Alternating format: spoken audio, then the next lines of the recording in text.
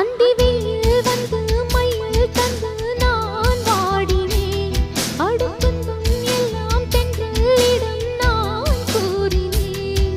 அந்த தென்றல் பெண்ணும் சொன்னாளம்மா உந்தன் சேதியே. அவள் சொன்ன பின்பு மின்னல் போல வந்தேன் தேடியே.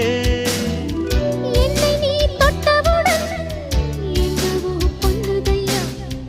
முற்றுகை இட்டவுடன் சிற்றிடை தின்னுதையா. வெட்கம் விடுமோ அச்சம் விடுமோ தக்க துணைதான் பக்கம் வருமோ.